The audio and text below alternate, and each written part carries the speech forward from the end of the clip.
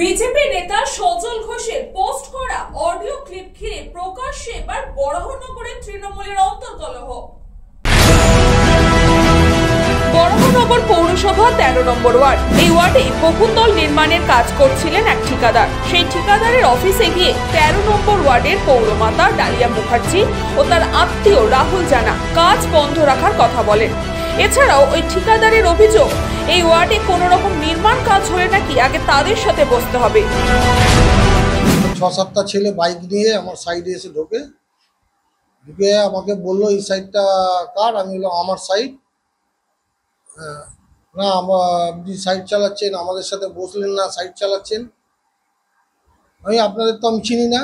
বললো না, আমরা তৃণমূল কর্মী, সব আমরা স্থানীয় ছেলে, আমাদের সাথে বসতে হবে, বসে আগে রফা করুন, কি দেবেন না দেবেন, তারপর কাজ করবেন, এর আগে কাজে হাত দেবেন।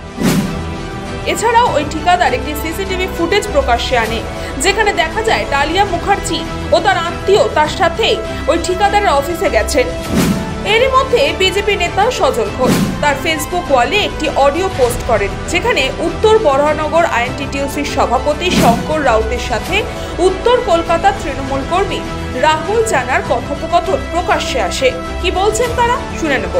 তুমি রাহুল বলছো? হ্যাঁ। তুমি কি ১৩ নম্বরে কোনো কাজ বন্ধ করতে গেছিলে কাউন্সিলরের সাথে? না না। হ্যাঁ না। বলছি ভাই, একটা কথা তোমাকে বলে দিচ্ছি, আমি শঙ্কর রাউত বলছি, ঠিক আছে? তুমি যদি ভাবো তুমি পার্থতার সঙ্গে ছবি তুলে বিশাল বড় হিরো হয়ে গেছো, এটা তোমার ভুল ধারণা। আর ১৩ নম্বর ওয়ার্ডে কোনো কিছু করার আগে একটু আমার সঙ্গে কথা বলে নেবে। হ্যাঁ শোনো, তোমাকে একটা কথা বলছি শঙ্কর দা, ঠিক আছে? শঙ্কর দা, তোমাকে একটা কথা বলছি, শুনে না না, আমি তোমাকে যেটা বলছি সেটা শুনে নাও। তুমি এটাও শুনে নাও না, ঠিক আছে? কারোর সাথে ছবি না, ছবিটা ধরে আমরা পলিটিক্যাল ছেলে তো, আমরা ছোটবেলা থেকে রাজনীতি করেছি, ছাত্র রাজনীতি ধরে। শোনো, তুমি কি করেছো না করেছো, উনি আমার মাসি হয়। শোনো না, উনি আমার মাসি হয়। এই শোনো, আরে উনি আমার মাসি হয় তো। তোমার বিশেষ বাড়িতে দেখাবে, যেটা বলছি শোনো এবার তোমাকে। কি বলো? হাড়গুড় ভেঙে দেবো, ঠিক আছে? বাড়াবাড়ি করবে তো? আজকে ফোনে বলে দিলাম, এরপর যদি দেখি তোমায় মেয়েরা হাড়গুড় ভেঙে দেবো। মাসিকে বলে দাও, তোমার মাসি পিসি কে আছে তুমি জানো, আমি জানি না। পলিটিক্যাল ম্যাটার কিন্তু এটা। কি ম্যাটার জানার দরকার নেই আমার। তুই মানে কোনো প্রমোটারের কাজ বন্ধ করতে আছে? কে বলেছে তোমাকে এটা? তোমাকে তুমি ১৩ নম্বরের বাসিন্দা? কে বলেছে তোমাকে? তুমি ১৩ নম্বরের বাসিন্দা? না না, কে বলেছে তোমাকে এটা? তুমি একা একা তোমাকে যেটা বলছি সেটা শোনো, তুমি কি ১৩ নম্বরের বাসিন্দা? কে বলেছে? তুমি ১৩ নম্বরে বাড়ি করো না? তোমরা ক্রিম খাচ্ছ ওখানে মাসিকে না এ করে? এই বোকা, তুই তোকে শোন, মানে কথা বলছি, তুই বুঝে কথা বল, ঠিক আছে? হ্যাঁ। কোথায় গিয়ে ক্রিম খাচ্ছে না তোর জানার দরকার নেই। কেন আমার মাসি, ঠিক আছে? মাসির ওয়ার্ড অন্য কেউ ক্রিম খাবে? কালকে ঢোক তুই ওখানে। এই অডিও ক্লিপ প্রকাশ্যে আসার পরই বরাহনগরের বিধায়িকা সায়ন্তিকা ব্যানার্জির সাথে কথা বললে তিনি সাফ জানান রাহুল জানা বহিরাগত। তিনি এও বলেন, যদি রাহুল জানা তৃণমূল কর্মী হয়ে থাকেন তাহলে কি করে এই কল রেকর্ড বিজেপি নেতার হাতে চলে গেল?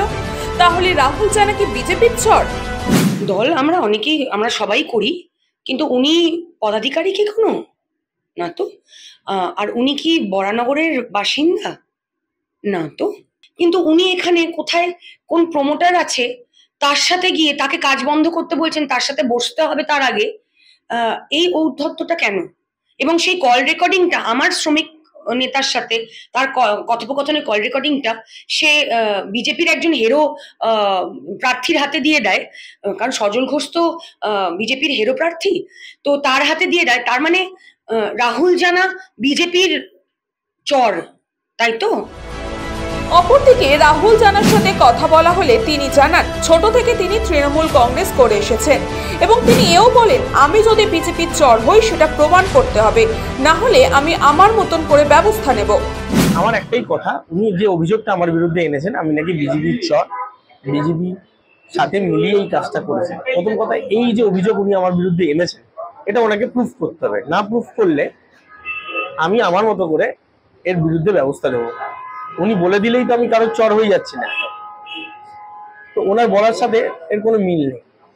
আমি দীর্ঘদিন ধরে দল করি, ছোটবেলা থেকে ছাত্র রাজনীতি করেছি, তো আগামী দিনে আমি এই দলই করি।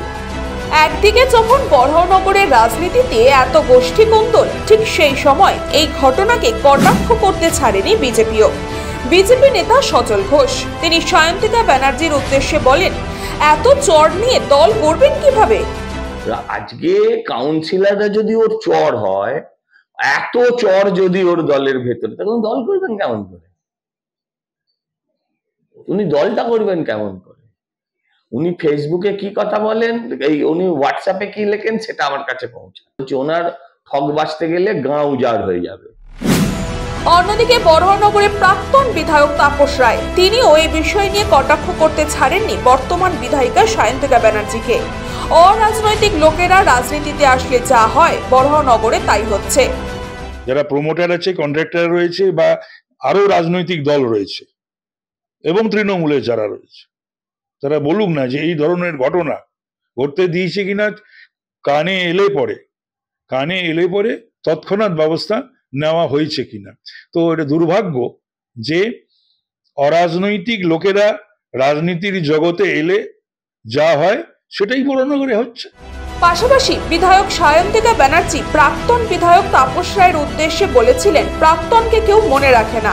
আর তারই পরিপ্রেক্ষিতে এই দিন তাপস রায় বলেন, এত উদ্ধত ভালো না। আমার সম্পর্কে এই ধরনের মন্তব্য আজ পর্যন্ত তৃণমূলের কোনো নেতাই করেনি।